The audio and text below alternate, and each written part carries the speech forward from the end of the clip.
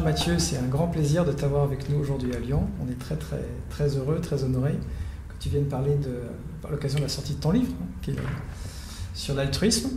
Avant qu'on démarre sur ce livre, est-ce que peut-être pour nos spectateurs, nos auditeurs, tu peux peut-être nous expliquer brièvement comment tu es passé de la biologie au Tibet et au bouddhisme, parce que c'est quand même un parcours qui est pour le moins peu orthodoxe.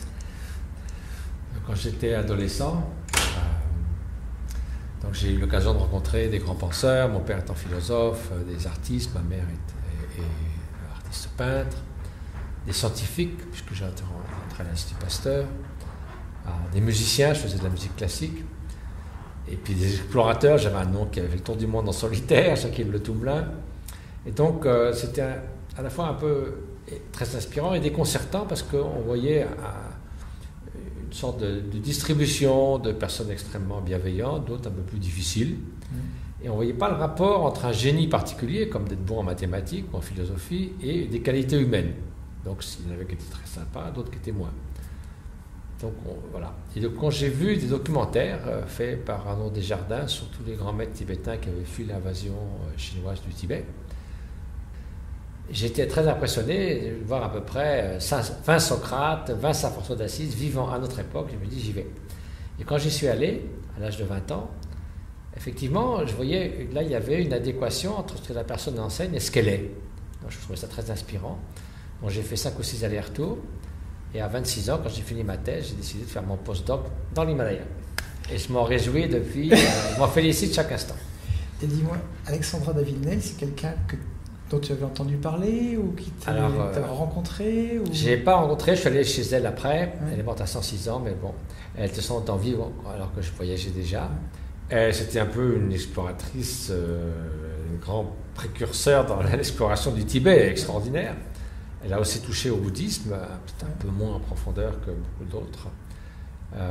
Mais il y avait très peu de choses finalement sur le bouddhisme et le bouddhisme tibétain authentique. Il y avait la vie de Milarepa de Jacques Bacot, il y avait plein de choses. Il y avait beaucoup plus de choses sur la mystique chrétienne, sur le soufisme, l'hindouisme même.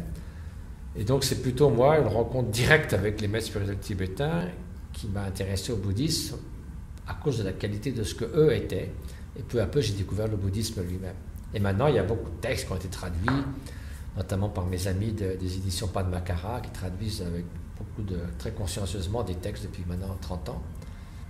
Mais tu vois, moi ce qui me paraît incroyable, c'est que maintenant le bouddhisme est comme mieux connu en Occident que ça pouvait l'être il y a 30 ans.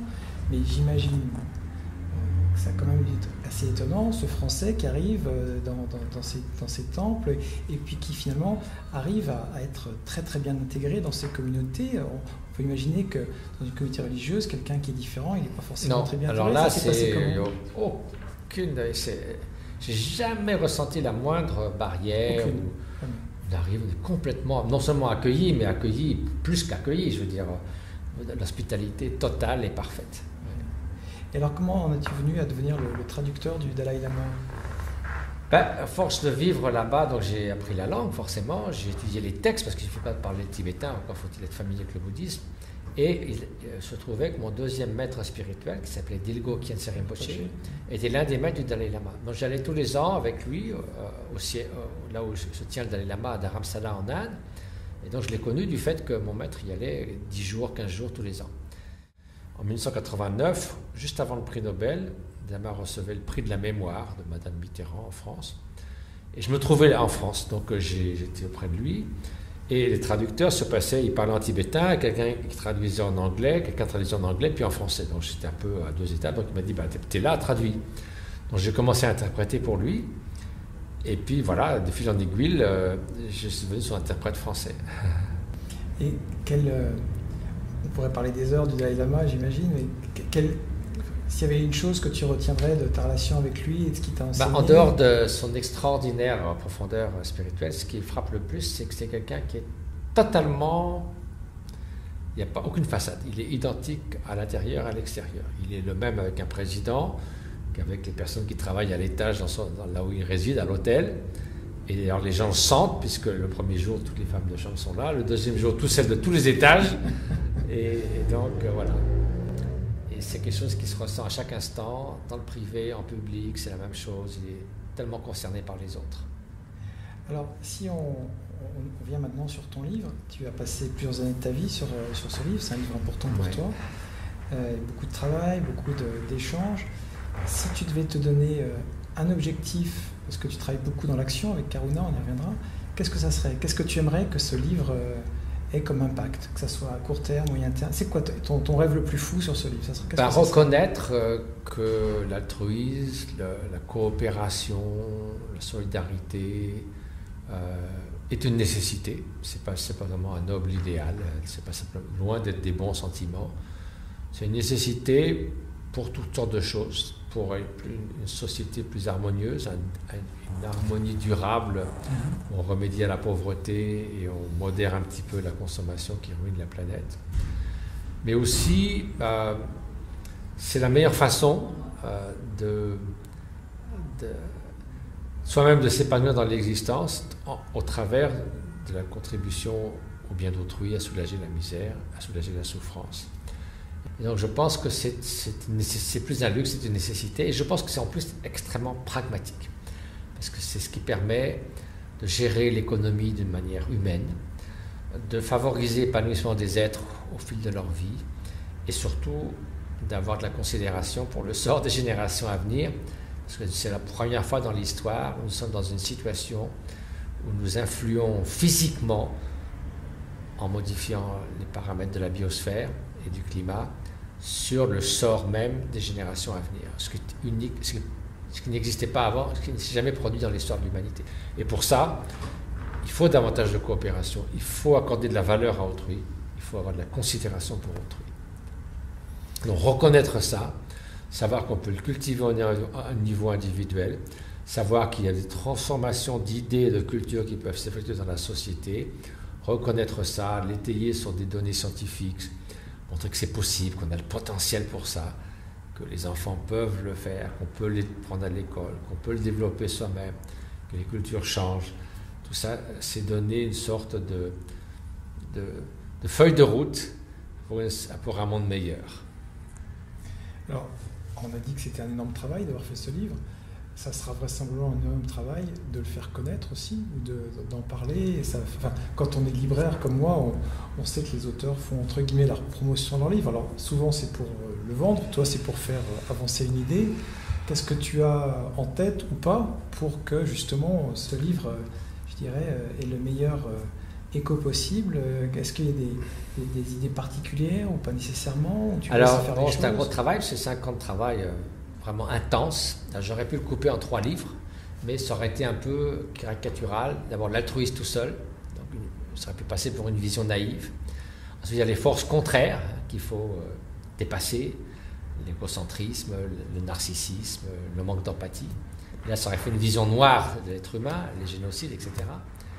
Et les solutions, c'est-à-dire dans le domaine de l'éducation, de la coopération, de l'économie, de la gouvernance, mais là tout seul, également, ça aurait été pourquoi ces solutions, sur quelle base. Donc, j'ai trouvé de garder tout ça ensemble, ça fait 900 pages. Mais je pense que c'est une somme, et je suis pour quelque chose pour avoir rassemblé, mais ce n'est pas moi qui ai inventé tout ça, il y a 1600 références scientifiques. Parce que je pensais qu'il fallait étayer de façon solide toutes ces affirmations, sans quoi on m'aurait dit, mais vous rêvez. Donc, il y a un peu dans tous les domaines, ceux qui s'intéressent à l'environnement, à l'empathie chez les animaux, à l'enfance et à l'éducation, à l'économie, à la psychologie et à la philosophie. Tout ça est intégré parce que c'était nécessaire. Et que je pense que sans ça, on n'aurait qu'une vision trop biaisée de cette question. Et donc, ça n'aurait pas constitué un vrai plaidoyer pour montrer que l'altruisme est nécessaire à notre époque. Alors, non seulement tu écris, mais tu as créé en 2010 une association, une fondation qui s'appelle Karuna, qui travaille beaucoup avec des hôpitaux, des écoles dans le Tibet, au Népal, l'Himalaya. Est-ce que tu peux peut-être nous dire quelques mots? Parce que ce soir, on a une conférence que tu vas donner dont les prix sont reversés donc, à cette fondation. Donc, on va lever à peu près 10 000 euros. Donc, qu'est-ce que ça fait, 10 000 euros chez Karuna? Alors, en fait, on a commencé en 2000. Pendant 4 ans, on n'avait pas de fondation. On a fait 40 projets au Tibet sans fondation. Puis ensuite, on a créé Karuna en 2004, je crois. Donc en cet espace de temps, nous avons réalisé 130 projets dans le domaine de la santé et de l'éducation au Tibet, au Népal et en Inde. Dans des régions où souvent peu d'ONG vont, ou d'organisations internationales, chez les nomades, dans des provinces très pauvres au Bihar, où on traite, par exemple, on a 100 000 patients dans nos cliniques, 25 000 enfants dans les écoles qu'on a créées. Donc ces cliniques, on les a construites, on les fait marcher. Et donc, voilà, c'est un peu dans la niche himalayenne. On a seulement moins de 5% de frais de fonctionnement, ce qui est assez inusuel avec comme ça un budget où on apporte à peu près 2 millions de dollars par an. Et on est une équipe de volontaires extrêmement dédiés. Il y a quelques personnes. Il y a combien de personnes qui travaillent chez Karuna, de près ou de loin? Alors, il y a tous les gens qui travaillent sur le terrain, bien sûr, qui sont des médecins ou autre chose, ça c'est différent, mais l'organisation elle-même, peut-être une quinzaine de personnes, mais il y a seulement 3 ou 4 personnes qui sont salariées avec un salaire très minime. Hein. C'est un salaire de survie et non pas un salaire de carrière. Et la plupart sont volontaires. On n'a pas de bureau nulle part au monde, chez nos ordinateurs. Un bureau physique. Pour éviter justement ces frais inutiles. Et donc, on a réussi à faire en sorte que, même un donateur prend en charge tous les frais de fonctionnement qui sont minimes, de sorte que 100% des donations vont directement au projet. Et ça, il y a une transparence de ce fait qui est tout à fait, pour nous, précieuse et à laquelle nous tenons. Superbe. Eh ben, on te souhaite le plus grand succès possible pour cet ouvrage et puis une bonne continuation à Karuna. Merci.